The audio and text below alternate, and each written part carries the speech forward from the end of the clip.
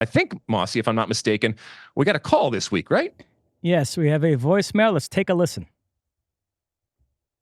Hi, this is Anthony from Florida. I'm wondering, with us possibly hiring Mauricio Pochettino, does it mean a possibility that we clean out the coaches in the youth system and hire up-and-coming guys from either Argentina or Europe to coach the youth teams that match the system or tactics that Pochettino runs? Because I think that's the issue with the last few coaches, that the youth system is not running the same system of tactics, and that's why the kids struggle to adjust the senior team, because the head coach is not running the same tactics as the youth system. Thank you. Okay, thank you, Anthony from Florida. It's a good question, and it's an evergreen type of question that not just national teams but clubs in general.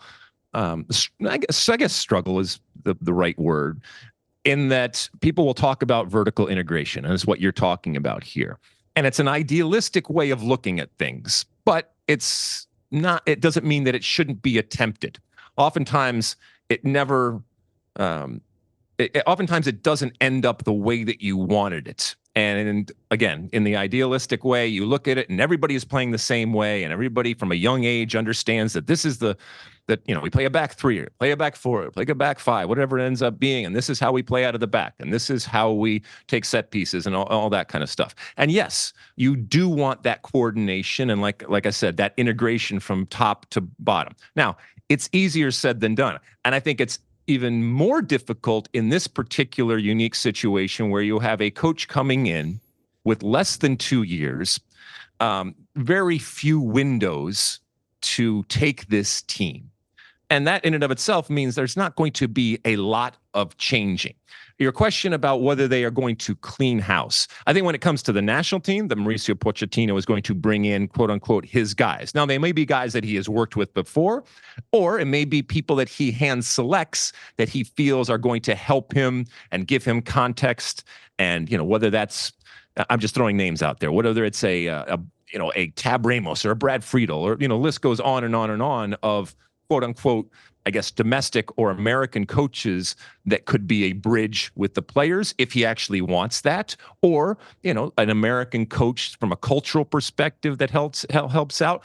I would not put him past him doing that, but I do think he should be, and I think he will be allowed to bring in who he wants. And that's the way to do it, because he has a very short period of time. I don't think that you are going to see the cleaning of house from top to bottom when it comes to the youth teams. As a matter of fact, I don't think that he is going to concern himself a whole lot with the youth teams or the way the youth teams are playing. If there are players that he likes, fine, he will figure it out. I also don't think necessarily that those youth teams are going to mirror what formation that he installs. Again, I think that's just down to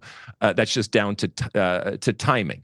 So it remains to be seen what's going to happen. And again, here's what happens when you say, well, okay, our national team is playing with 4 in the back. Let's just say, for example. All right, so then our under 20s and our under 17s, and the list goes down and down and down. They should all be starting and playing in a back 4. What if they've been playing in a back 3? What if they've been successful in a back 3? Again, do you risk changing that, and in doing that, either hurting the success that you have, or good players now becoming replaceable because they don't play in a certain way? These are all the things that I have to think about. I don't think Mauricio Pochettino is going to ultimately be looking at that. I think his directive and I think his concentration and focus is going to be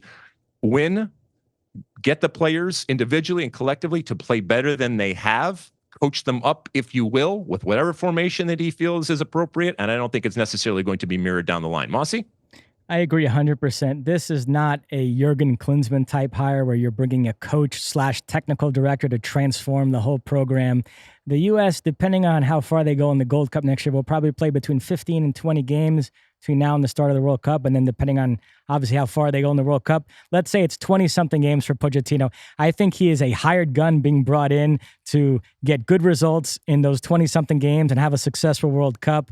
Now, after that, if he really likes it here and he does have a successful World Cup, maybe he signs on for another cycle and then the job changes. But for now, I'm with you. His singular focus is getting good results and good performances out of the senior team for the next couple of years.